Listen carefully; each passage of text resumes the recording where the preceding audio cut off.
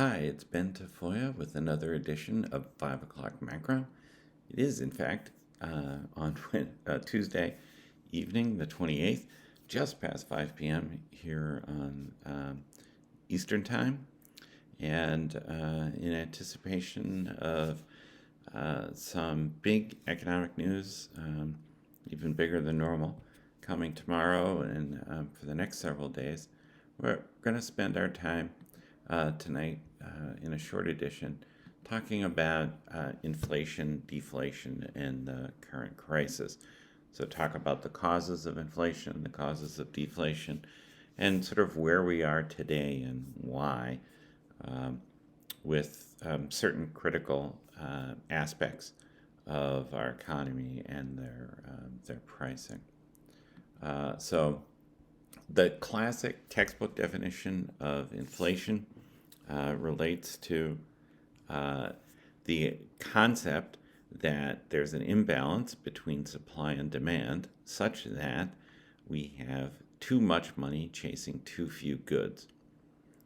So you can imagine that circumstance under a number of scenarios, not the least of which is sort of in classical economics, what they say is raises for labor in society should basically be expected to keep pace with productivity improvement. And as productivity goes up, wages should go up. If wages go up in the absence of increased productivity, you could see this inflationary pressure of too much money chasing too few goods. Now, that's wonderful in a textbook and it makes intuitive sense. It's just that in the real world, we rarely actually see that problem. Much more common is something like a supply shock, which we suffered in 1979 when OPEC cut production and thereby raising prices for oil and causing problems throughout the oil-dependent economies, those economies that imported oil from the OPEC and OPEC-related countries, and that price increase of oil reverberated through the economy, and we saw significant price increases in a number of sectors, energy being a leading one, but also in food and housing and clothing and the other sort of so-called necessities of life. Now, there's other types of inflation that we'll talk about later, but for this sort of part of the discussion, let's just assume that we're talking about inflation among products that we buy. So commodities or other kinds of products that we buy through the sort of the open market. And when we talk about inflation, economists tell us that there's a reasonable amount of inflation that we should expect, and that reasonable amount varies depending on our era. But since the crisis began in 2007, so we're 13 years on from that, we will be 13 years on from that come December. We've seen central banks struggle to maintain enough injections into economies around the world to see a reasonable amount of inflation. In the U.S., the Federal Reserve has targeted inflation at 1 to 2%, and we've really seen very modest inflation from most of the recovery from the last crisis. Now, one would ask yourself, well, what's the difference between 1.5% inflation and 2.5% inflation, and why would we be concerned about one and not the other? It's an excellent question, but there are basic interests in society who hate inflation. So think about it. Who would hate inflation?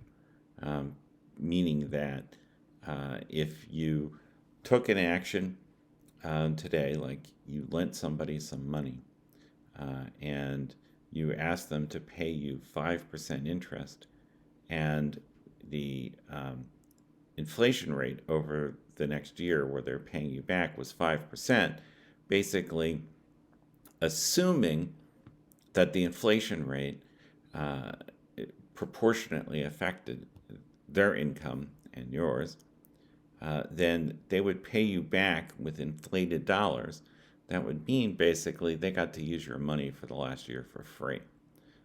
So if they were able to get a rate of return greater than 5% for that year, then the borrowing was a very profitable enterprise for them.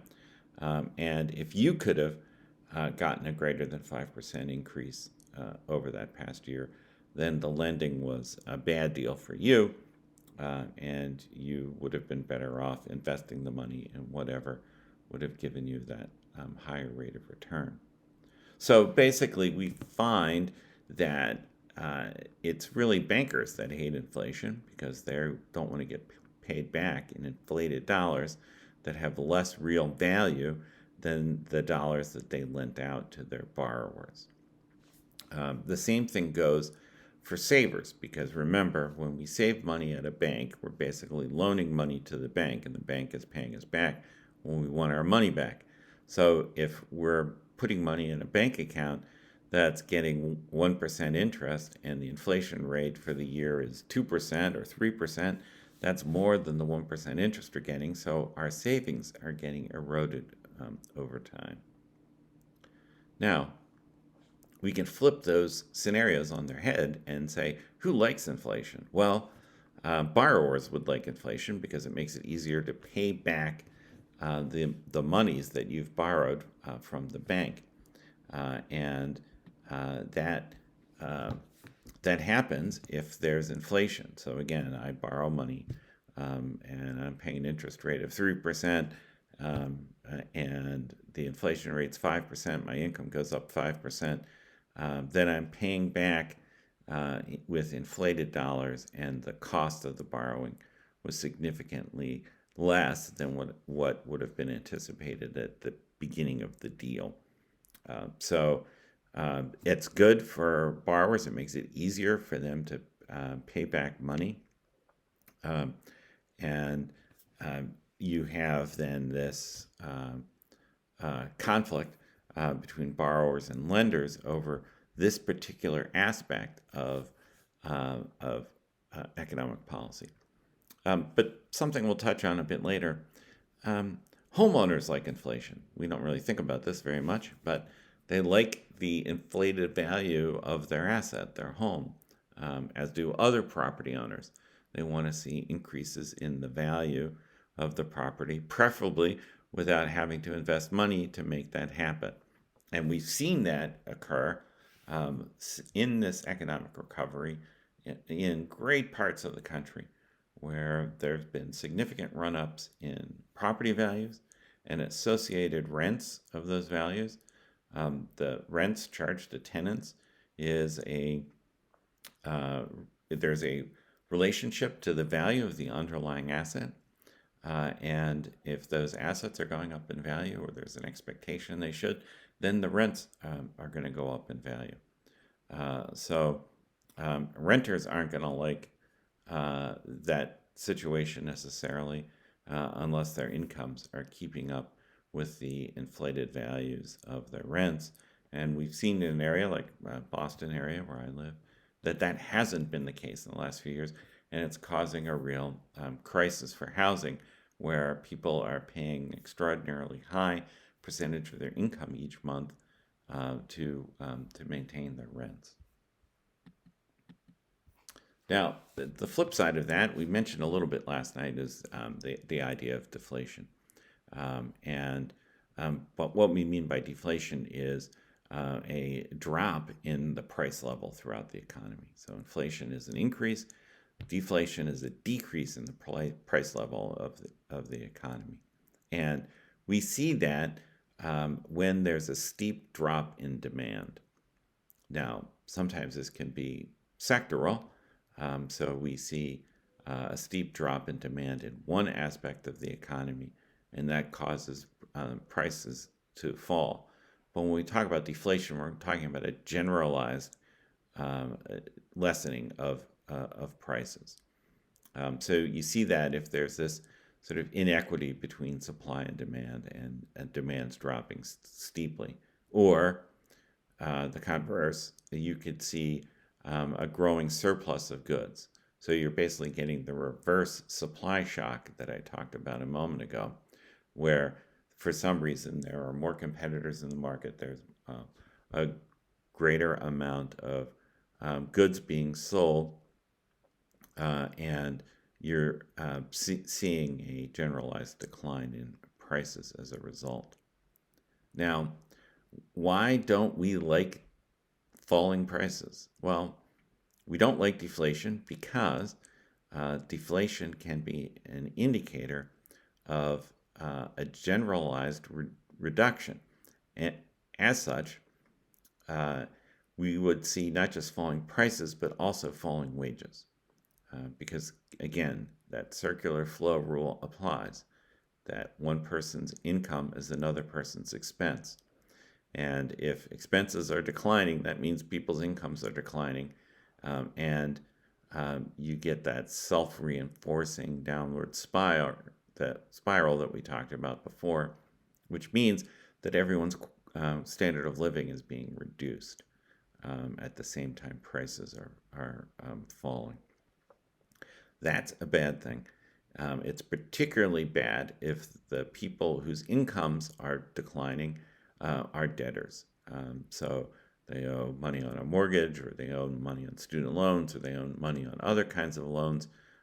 Say it's farm equipment if they're farmers. And with that decline in prices and a decline in income, it makes it that much harder for them to pay back their debts, which consume a bigger portion of their income than in the past. So I mentioned a moment ago about assets and inflation. And part of the concern, there's an excellent article today in the Financial Times. So this article talks about just this very issue of the fact that the Federal Reserve and other central banks are pumping in to the world economy large amounts of liquidity. That money has to go somewhere. Basically, they're buying bonds of all types and sending money out. That cash is going to go somewhere. Sometimes it sits on the balance sheets of banks, and when we talk about monetary policy in a bit, we'll talk about the challenge of excess reserves. But people can borrow that money at very low rates of interest, and then have the opportunity to buy assets someplace, maybe the U.S., maybe abroad, with that borrowed money and get a higher rate of return. But we see when that happens that we do get inflation in asset values.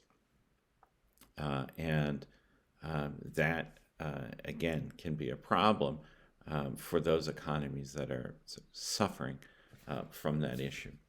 But in recent days, in the last few weeks, we've seen a tremendous amount of concern about deflation in certain kinds of sectors, oil being a major one. And contrast that with other commodities. At the same time, we're seeing historic calamity for oil prices, where oil prices a week or so ago were negative because people were paying to get rid of oil that they had no use for and no place to store. At the same time, we've seen a run-up in wheat prices. Wheat prices aren't much higher than they were a few years ago, but they're much higher than they were at the beginning of this year. And that's because there's greater demand for wheat and its derivative products like flour. We're all working from home. We're baking. We need that. And that demand is bolstering the prices for that particular commodity. So when I come back tomorrow, I'm going to spend some time talking about some of the economic news.